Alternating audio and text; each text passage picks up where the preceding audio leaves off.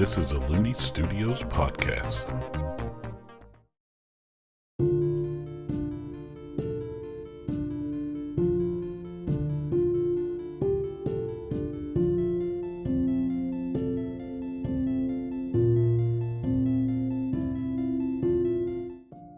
Hello and welcome to Aerde Tales. I'm Hunter Looney. Aerde Tales is a fantasy role-playing game that takes place on the planet of Aerde around a Renaissance period of that world. This episode is meant to summarize what took place in Season 1. Before we started publishing the podcast episodes, this story with Salvazar and Gamore had already started in a home game. And even if you listen to all of Season 1, I try to go a little more in depth here on what they spoke about in Episode 1 of Season 1. I'm going to summarize the story so far, so needless to say, but I will anyway. Spoilers ahead for Season 1. The planet of Aerde is surrounded by rings that bisected at the equator. The island of Day that our adventurers currently find themselves on is about 14 degrees north of the equator. From this point on the planet, the rings stretch magnificently across the sky. We join a bipedal cat-like humanoid, which are called pumanoids, in the town of Cabrillo Port. His name is Salvazar Siva I. He's played by Noah. He's currently 18 years old at this point, and just 3 days ago he left his hometown of Using on his Andala quest. He has light gray fur and black stripes, and stands at 5'8" with blue eyes, and is dressed in hide armor with a cloak on. He has the cloak's hood up and a mask halfway up his face. He is equipped with various bladed weapons on his person and a short bow. He is currently in the dock area looking for passage on a ship. He finds a thick, 4-foot-tall dwarga named Captain Jack Beardigans. He offers cheap passage on his ship in the cargo hold, and says there's a couple others traveling in that manner. Salvazar boards the ship and finds his way to the cargo hold. In the cargo hold he meets Gamore Willowspire Galdor, played by Leah. Gamore is Annaleaf, which in Aerde is a bipedal humanoid with pointy ears. She stands at 5'9" with khaki-colored skin and brown eyes. Her species are considerably long-lived, but she is currently only 32 years old. She has dark brown hair that has some natural teal-blue streaks through it. She is wearing some hide armor as well, with a cloak and hood too. She is equipped with a wand, which is currently in her wand holster, a rapier, and a longbow. Very low-key introductions are made between the two, and the ship eventually sets sail. A day comes and goes, and then around the middle of the second day of travel, from the cargo hold our adventurers feel the boat begin to start rocking violently, and it gets really dark. A crewman member runs into the room and tells them a weird storm has come up and to brace themselves, but it should be fine. They brace themselves, and after some time in the storm, they get tossed really hard against the wall and are knocked out. Somehow, Gamore awakes on a shore, and she sees Salvazar's lifeless body lying about 30 or so feet away. Gamore performs some chest compressions, and he comes to. Neither individual knows where they are, but we do. They are on Enfang Island, and this island is usually deserted. They come across a giant crab picking at a dead body of what looks to be a crew member of the ship they were on. They kill the crab, and Gamore harvests some acid-like stuff from the mouth of the crab. They continue their exploration by heading into the woods. They end up entering a clearing at the same time as a pair of goblins enter, yet while they're carrying a body. They tried diplomacy, but a fight ensues. One of the goblins is killed, and the other surrenders. They retrieve some information from the goblin, that they were hired to retrieve bodies that washed up on shore, and then take them to the temple at the center of the island. They all start heading towards the center of the island, and after a while, they make camp. Our adventurers get distracted while looking off in the distance at the temple, which is still a ways away, and cooking up some crab claws, some giant crab claws. The goblin is able to escape. They set up camp for the night and awaken to continue their trek to the temple. They enter a clearing where an armored skeleton is leaning against a tree. A black dog is currently chewing on one of its arm bones. They discern that the individual was once Sir John Eisvenich. Upon closer inspection, the black dog does not like that they are this close to the bones and says so. A little caught off guard by the talking dog, but our adventurers converse with the dog and learn that their name is Layla. Right before leaving the clearing, Gamori asks Layla to join them, and they agree if there is meat involved. Our adventurers, including Layla now, move on to the temple. They find hooded figures there who attempt to kill our adventurers, and they are dispatched, and after closer investigation it is found that the individuals are harvesting some black liquid. It seems to be from people, maybe.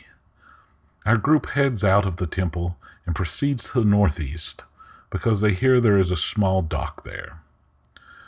There they are able to sneak their way onto a small boat by paying off the individual who operates the boat.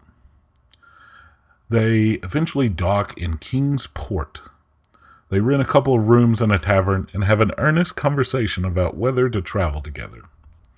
Salvazar and Gamori decide to travel together, whereas Layla thanks them for getting them to the mainland and says they will head to John's son's city, and if the two of them ever come into the city, to say hello.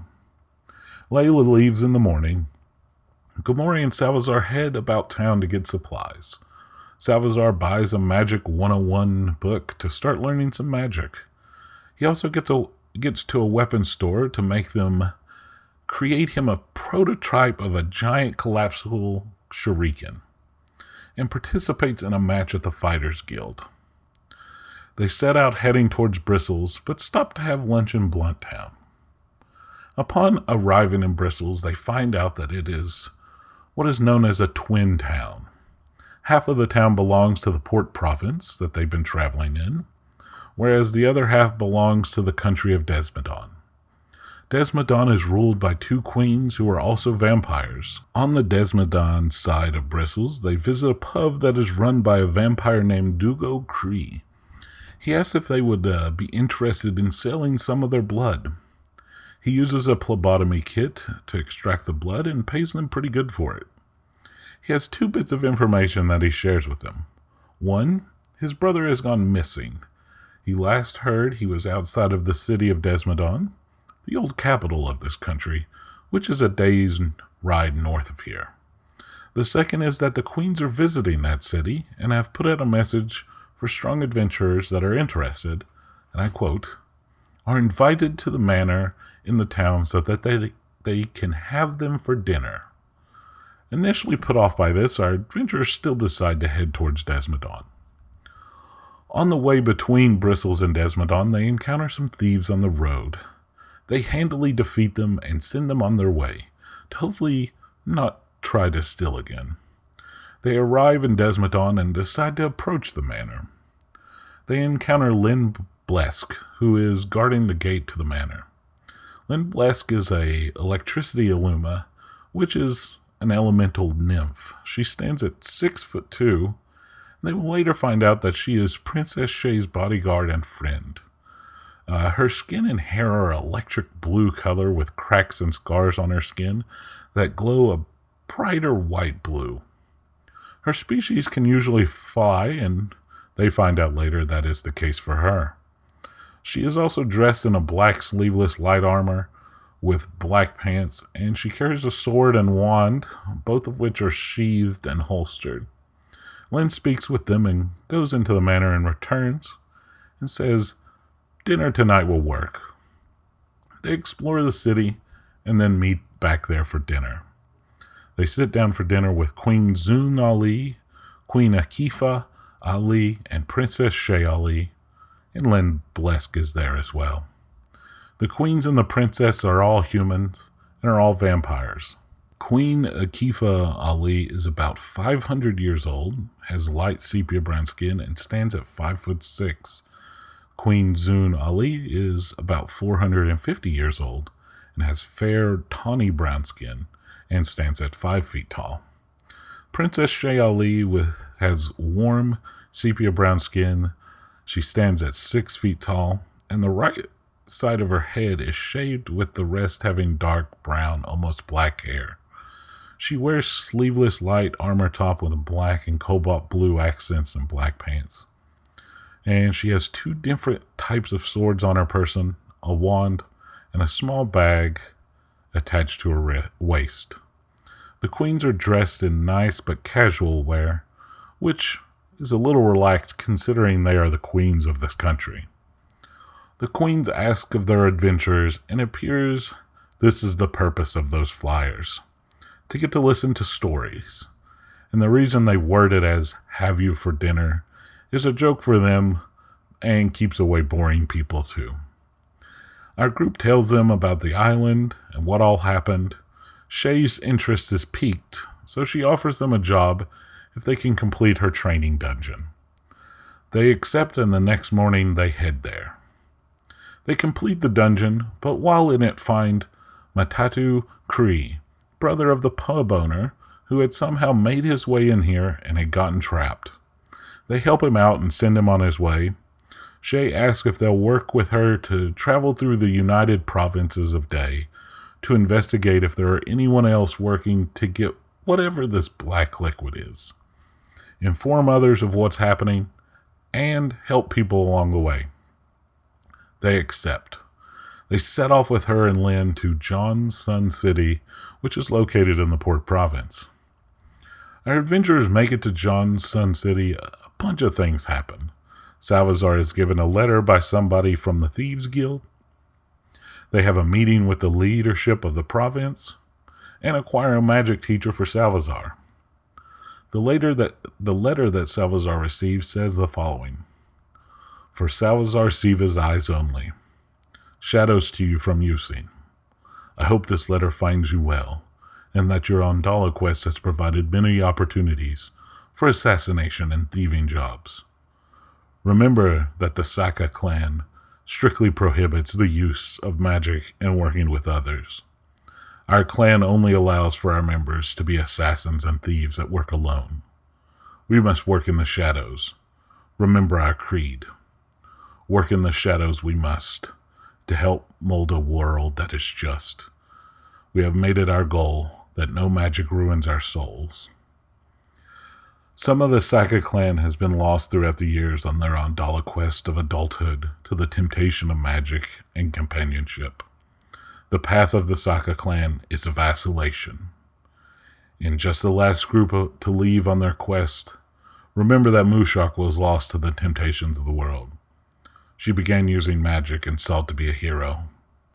You know that she is no longer welcome back with the Saka clan and in Using. Come see me when you return. I look forward to hearing of your work in the shadows. Shadows to you, Quatus, Town Elder." Even after this letter, Salazar looks for and finds a magic teacher, Pox Strano, a Corgi person that used to be a professor at the Awa Arcane Art School in Johnson City.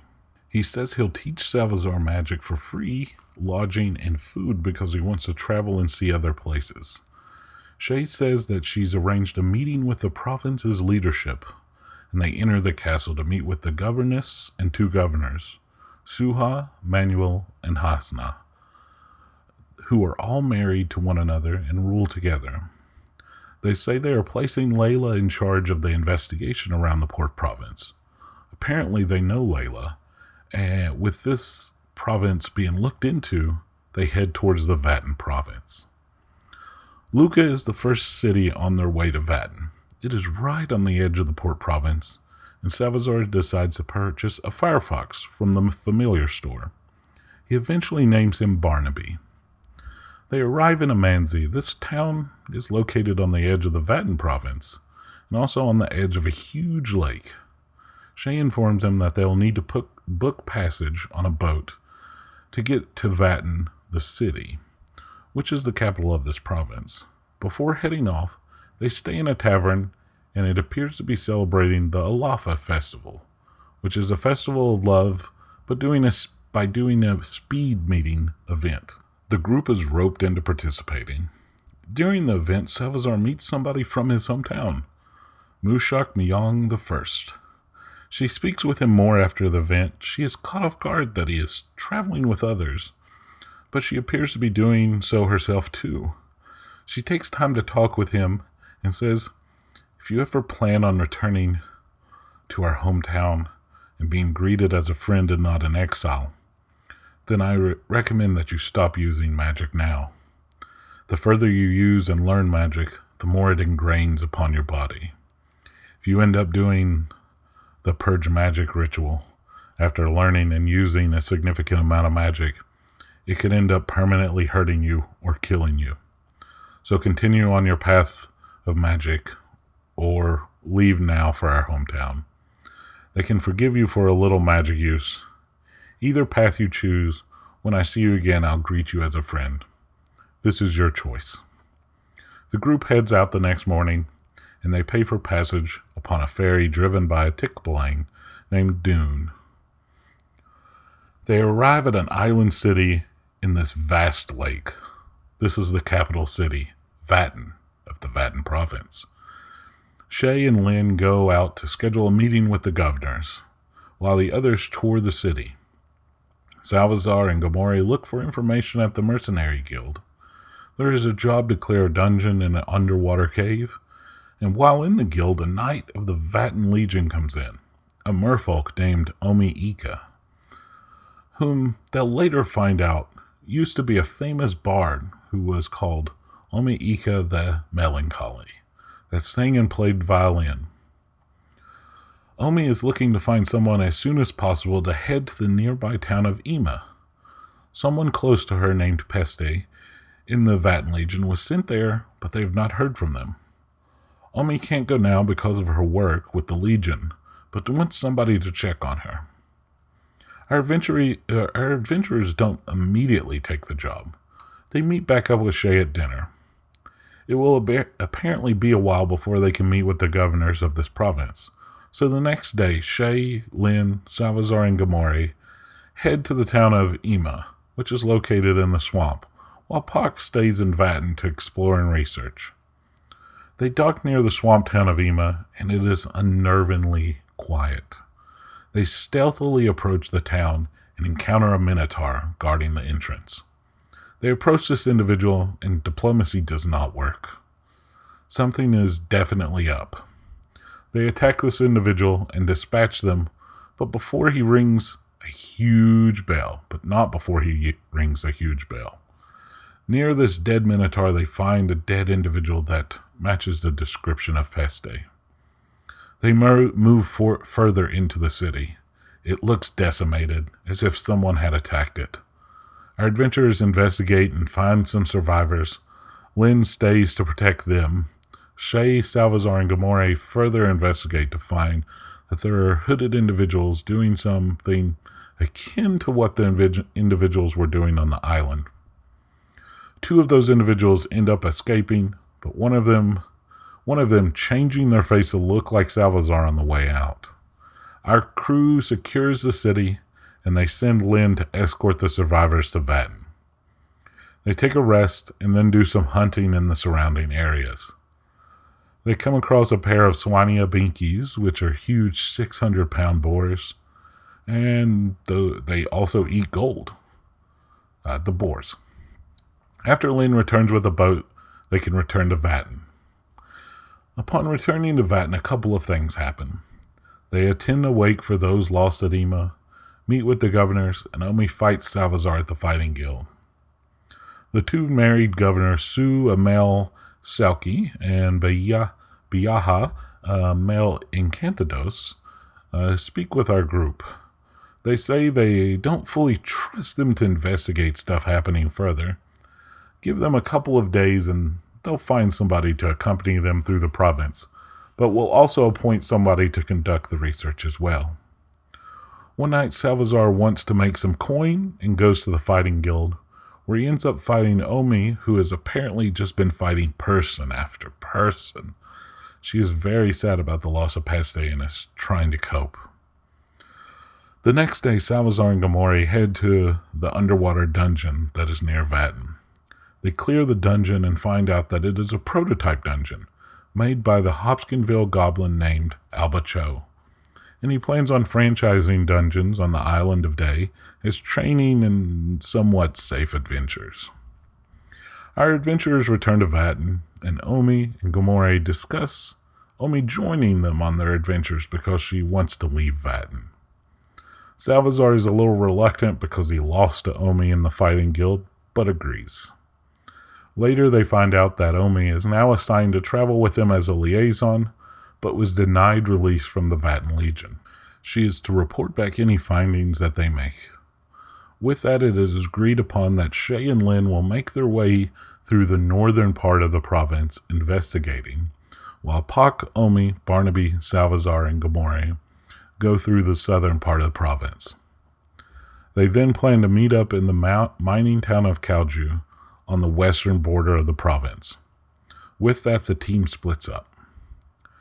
Our adventurers take a ferry southwest to the town of Hove. Here they find the town to be very sparse of any activity.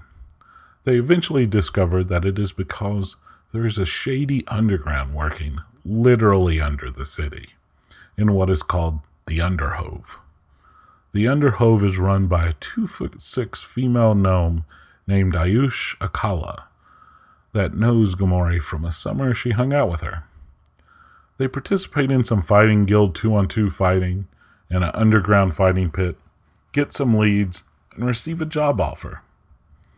Also, Ayush, knowing Salazar is from Using, alerts him that there is a 15,000 platinum assassination contract out on Mushak Myong I. That's about 15 million US dollars, give or take.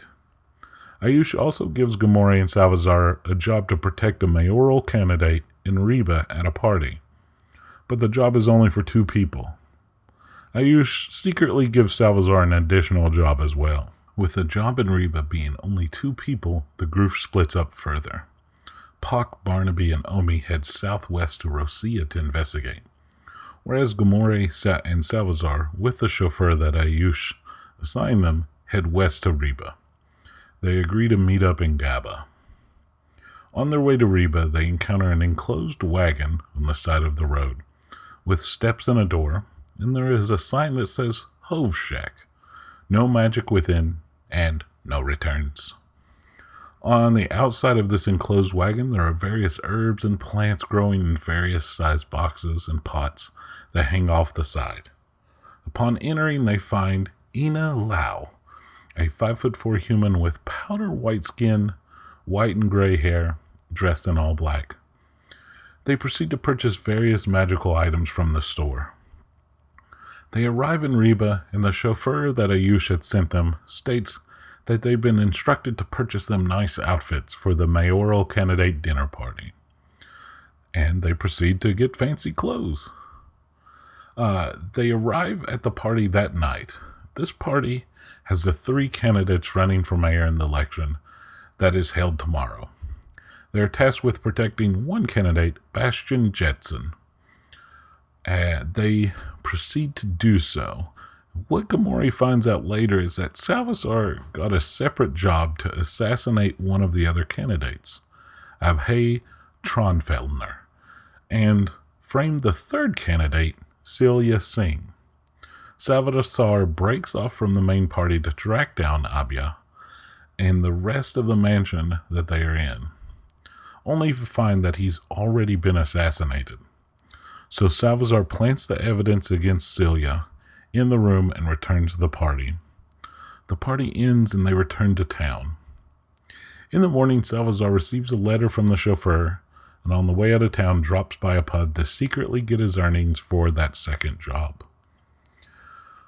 This is where we begin the podcast episodes. The first episode of Salazar and Gamori traveling from Reba to Gaba, recounting all that I just went over. So they reach the town of Gaba, and upon reaching Gaba, Salazar is reunited with Barnaby. That night, Gamori and Salazar talk about the secret job he took, the letter that he just received about heading to Blatt for a secret meeting, and that Mushak has a bounty on her head. The next morning they reunite with Omi and Pak. Pak stays around the tavern while Omi goes with them to investigate. They encounter a group of orphans who ask them if they could find their missing friend. Salvazar pays for them to have some food and be looked after at the tavern while they go and look for their friend. They also find a job at the Mercenary Guild for missing children. Their investigation into these matters lead them into the forest. There they encounter some werewolves that save some children from a beast. The children are back at their camp, but they are currently tracking the beast. They team up with Omi, Barnaby, Salvazar, and Gamori to continue tracking the beast. Our adventurers fight a chimera, specifically one with the body of a lion, tail that is a snake, and two heads, one of which is a lion and the other is a goat. They defeat it but find that it had killed the other group of werewolves that was trying to track it down. There was something weird about this chimera. It had bright glowing eyes and no pupils, and when its blood is spilled, it's black and degrades and evaporates quickly. After killing it, our adventurers quickly get a sample of its blood in a vial. They then head to the camp of the werewolves, where they find the 3 missing children. They have been medically attended to. The werewolves accompany our adventurers and the children back to town. The siblings are returned to their fathers, who place the Mercenary Guild contract. Our adventurers also help to facilitate the adoption of the 6 other children into the werewolf tribe. After a night's rest, it is off to the next town. The crew arrives in the mining town of Vlad, situated at the base of some mountains. They set up shop at the Sad Kelpie Tavern and Inn. This is where they're supposed to meet with someone from Salvazar's letter. But first they investigate the town. They take a job from the Mercenary Guild to dispatch a creature in the mines. They dive into the mines and find a paluda, this animal is about 10 feet long, and if you do not include the tail. It has a reptile-like face, and then its body is covered in porcupine-like quills. It has tortoise-like feet, its face and tail are covered in scales, and overall it has a light moss color of green. But it's also acting weird and has glowing eyes. They kill it and take a sample of its blood too. During the battle, though, it attempted to suck the magic out of Gamori via biting her. The next day comes along, which is the day of the scheduled meeting. After a little waiting in the dining area of the tavern, Salvazar and Gamori head to a secret back room. They are met with an Adara named Alec DeCiso, with light wisteria-colored skin, with horns that extend from both of their temples and run back towards the back of their head. They have glasses on. They are also 6 feet tall and non-binary. They are greeted and asked to sit. There is also a Pumanoid bodyguard in the corner that they do not recognize. They are asked to drink what amounts to a truth serums that compels them to answer truthfully if they choose to speak. Eventually, both Gamori and Salvazar drink the potions. What precedes is an interview about how they feel about Mushak and whether or not they are going to pursue the assassination contract on her. They assure them they are not, and then the bodyguard drops the disguise magic, and it's revealed that it is Mushak. She joins the party and Alex takes their leave via portal. The next day they head out. Our adventurers make it to Kalju, where they are supposed to meet Princess Shay and Lynn. Right before entering Kalju, though, Salvazar, while taking a cat nap, has a dream about a time when he was 12 years old. He was captured by the leader of his hometown of Using, and he had done a prank, and he awakens in the forest outside of the town, bound. After he frees himself, he sees a tree close by that has a kunai knife stuck in it, with the knife piercing a piece of parchment. The parchment reads, "For your insubordination, you have been chosen to be the prey in a game for the trainees that are a year older than you. Survive, and you will be allowed back in the city to train. Thrive, and there will be no further consequences." In the dream, he remembers how Mushak, being a year older than him, found him during this exercise and they hid to wait out to the end of the time period. They had been friends since they could remember, so why wouldn't she help him to survive? He awakens as they are getting close to Kaiju, and upon arrival they check for jobs again. There's something in the mines, and they travel down to get rid of it. They enter a huge area in the mountain, and a giant fireworm bursts out of the wall coming towards them. Flying around it, there's Lynn attacking it, and Shay is atop its head. Shay and Lynn kill the fireworm as it falls dead right near our crew. It appears normal and not affected by anything. The group catch up on their current findings and decide to head back to the country of Desmodon and head all the way to the capital. Episode 7 catalogs their travels to Dorka, the capital of Desmodon. A few things happen. Mushak, Barnaby, Salazar, Gamora, and Shay head toward Dorka with no detours, whereas Omi and Lynn make detours to Vatten and John's Sun City to report out the current findings. It is later revealed that Omi also buys her way out of her contract with the Vatten Legion with the money earned from the various jobs they took. In the town of Rosia, Gamora and Salazar visit the astonishing and admirable aviary of Rosia. There, Gamora purchases a familiar, Kira, the ice caladrius. Kira is a big white bird with bluish wings and huge talons that has just matured into adulthood. She's 20 pounds, 3.5 feet tall, with a wingspan of 7'4". She looks almost like a real-life harpy eagle. It is later found out that she can cast ice and healing magic, whereas Barnaby the Firefox can cast fire magic. They also visit the Hove Shack again to acquire magical items. Our party arrives in Dorka. They have an audience with the queens that doesn't go as smoothly as possible, because Mushak's magical disguise is dispelled. There's a party for Shay's 231st birthday, and the queens bestow a residence to Gamora for her work. Salazar chooses a monetary reward. The party then heads to Desmodon. While there, Shay introduces them to Enos Davis, a human vampire that stands at 5'4". They are non-binary and gender apathetic, and Enos has light, tawny brown skin and a dark brown unkempt fro. The afro is held out of their eyes with goggles that work as a hairband and keep the hair out of their face, and there's various writing utensils and a wand sticking out of their hair. They are currently wearing a long-sleeve jacket and an apron, skirt, and pant combo with various measuring instruments sticking out of the pockets. This individual has been researching the black blood samples that were given to them by Shay as they pass by on the way to meet the queens. Gamora and the rest of the party eventually arrive at her newly bestowed place. It is a big 2-story house. She meets the staff of the residence, who were all used to be adventurers but are retired now. After getting settled, Shay is supposed to drop by with a job offer. On the first night in the new place, Salazar drifts off to sleep and begins to dream. He awakens on the day of his graduation ritual about 2 months ago. He is in his quarters in Using, and he gets dressed, equipped his multiple kunai knives, and if he passes the day, he'll be permitted to venture off into the world. If he fails, he'll be executed. He makes his way to the ceremony. A lot of the city is gathering there. He takes his place with a couple other people his age, kneeling in the center of this great courtyard. Fang Denev IX walks to the stage.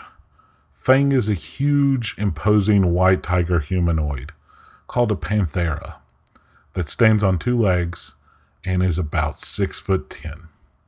He is dressed in white from head to toe. He begins his speech. As the longest-serving Doan of the city of Using, I welcome you all to this year's graduation ritual.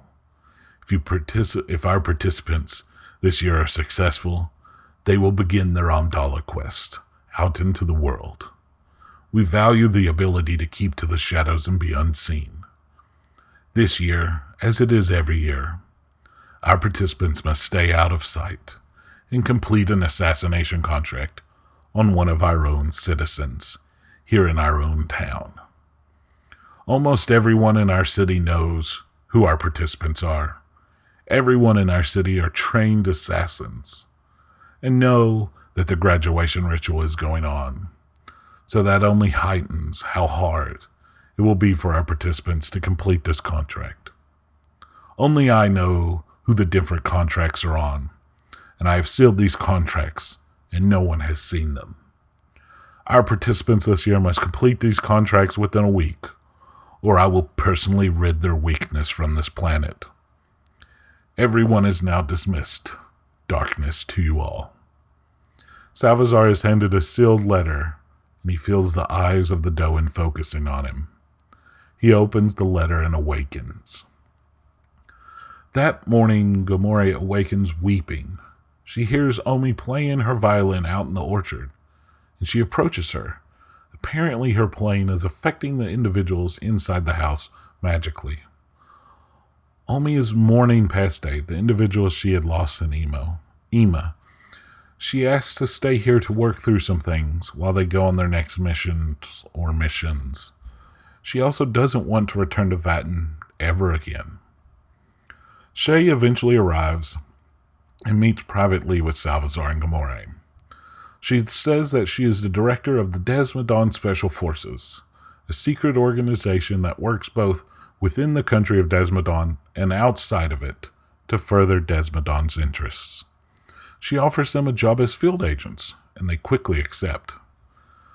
The first official mission after now becoming field agents in the Desmodon Special Forces is to clear a mansion of a dead vampire. Apparently this vampire was biting people against their will. What ended up getting them caught was the vampire bit a 17-year-old that was about to graduate and accidentally turned them into a vampire. Biting people without their consent is a big crime in Desmodon, but biting minors is a capital offense. This vampire was put to death, but it was later found out that there were a lot of remnants at his mansion. Remnants are someone who was bitten, contracted vampirism, then not fully turned into a vampire. They lose all their sense of self, and their personhood is gone. They become feral, consumed with only the desire to feed on the blood of living people and animals. The more hungry they are, the more dangerous they are. And they're not as slow as zombies. They are quick. So their job is to clear the mansion of these remnants.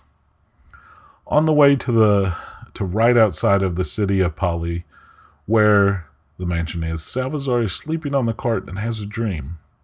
It's more of a memory, though. He awakens on the day of the graduation ritual about 2 months ago, and he's staring down at that paper he was just handed with the target's name on it. Dimitra Denev, one of his closest allies, someone who is a year younger than him, someone he would joke around with and pull pranks. She gets into almost as much trouble as he does.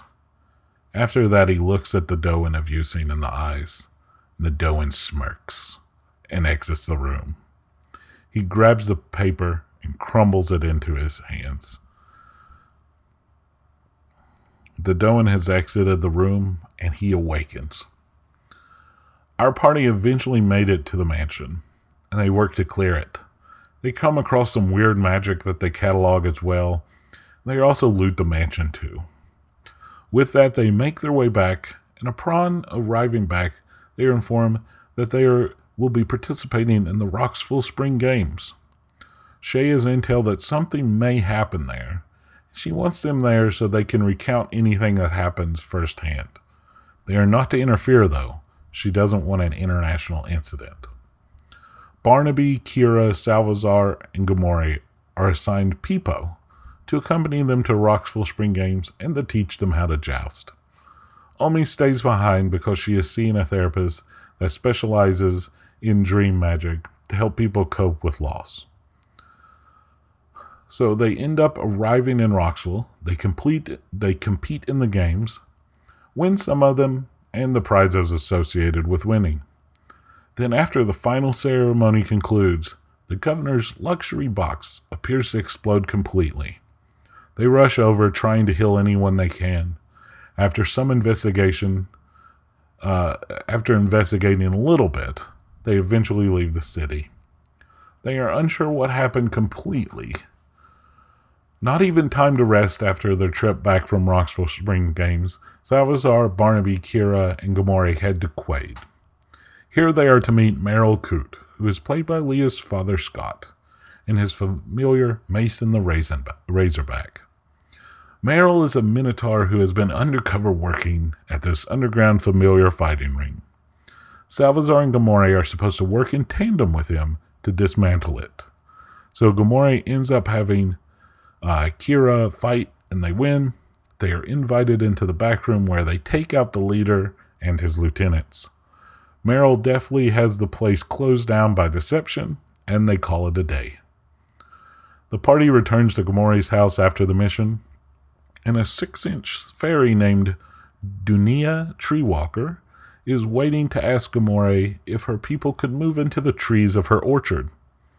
Gamori allows this, and with that, she climbs aboard her squirrel that has a saddle and leaves with her team that were camping on the porch. The party has a little downtime here to train, so Salazar works on being able to duplicate himself with instructors at the house, whereas Gamori heads to Shay's for her to train her to use telepathy. One night, Salazar is in a dream, and this dream is him recalling when he had to hunt one of the people that he was kind of friends with in order to graduate to leave on his Andala quest. This was Dimitra Denev, one of his closest allies after Mushak left a year earlier. Someone is a year younger than him, and someone he would joke around with and pull pranks. She gets into almost as much trouble as he does, and this was only a couple of months ago. He remembers going to his lodgings, packing up all his belongings that he may need to camp and survive in the wild for a couple days, and any extra money he had earned. He then sets out and comes across Dimitra in the city, wearing the scarf that she usually does. He then asks for them to head out into the wilderness outside of town. They small talk for a little while they make it out of town and outside of earshot of the town. Dimitra turns to him and says, "What are we doing, Salazar? You've been making sure no one has been following us." He tells her about the contract and says he wants to fake it. So she puts some blood on the scarf and he gives her all his provisions and money. She heads off into the wilderness and he heads back to town. As he begins making his way back to town, he's looking around, still making sure no one is following him or saw what had happened, when he accidentally runs into a stick that is sharp and then impales him right in the stomach. After his initial shock of this happening, he realizes this isn't what happened that day, and he wakens to a person on top of him who just stabbed him. He is able to dispatch the attacker. Mushak rushes into the room where there was someone that attacked her as well.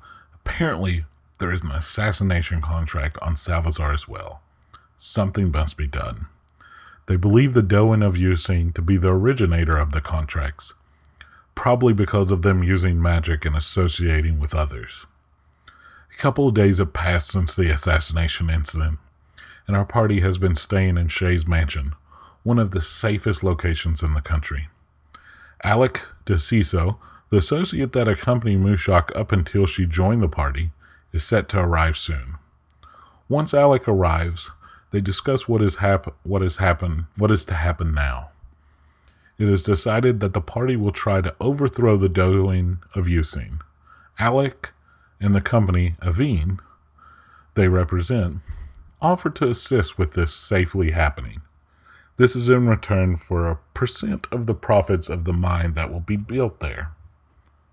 Alec leaves to recruit mercenaries for the venture. Scott, Leah's father, returns as Merrill, and Gamori, Salazar, and Merrill head on a 3-day excursion to go to Alba Cho's Escape Dungeon, a dungeon built for fun. They proceed to go through parts of it and then call it a day. It lets them stretch their legs after being cooped up in Shay's mansion for a bit of time. Salvazar, Mushak, and Gamori try to figure out who all is going with them to Using.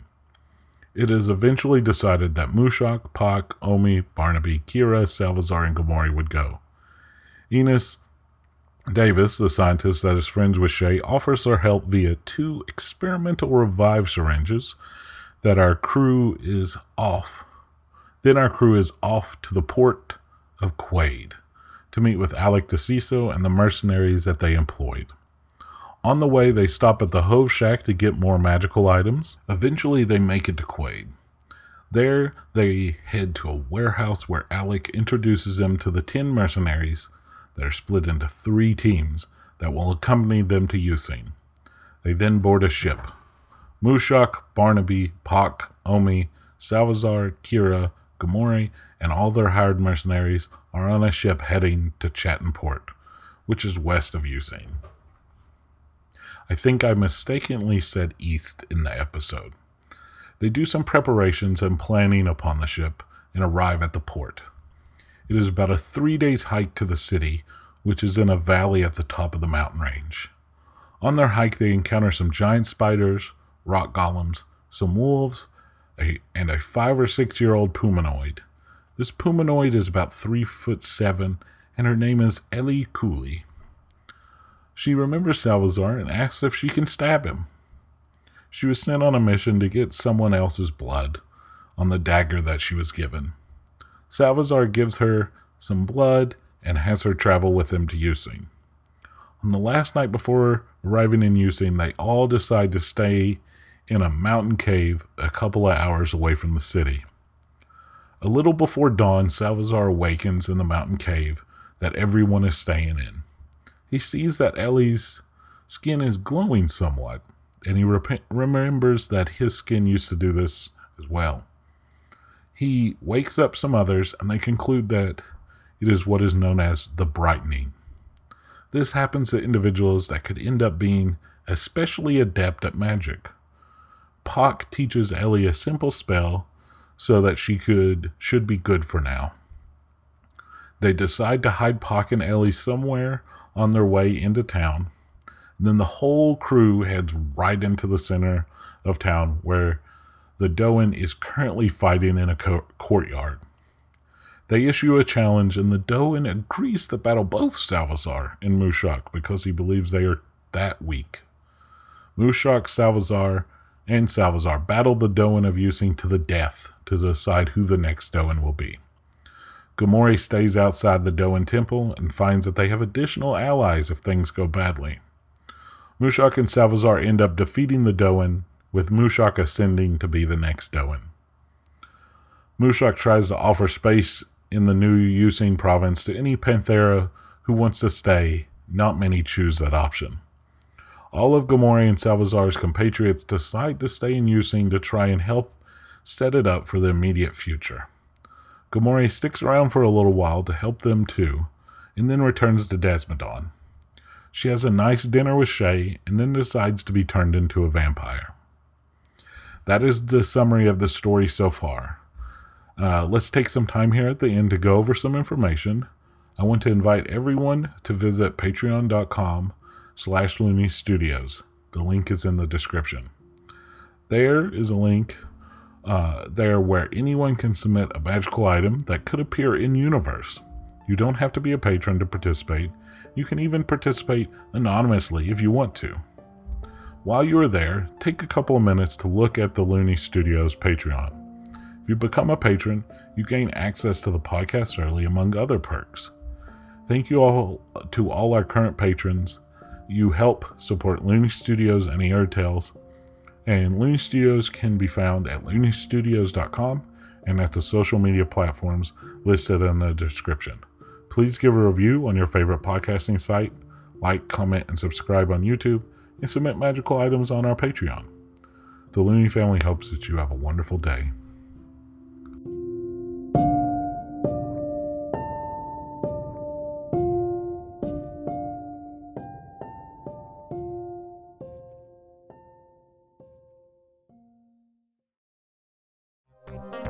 That was a Looney Studios podcast.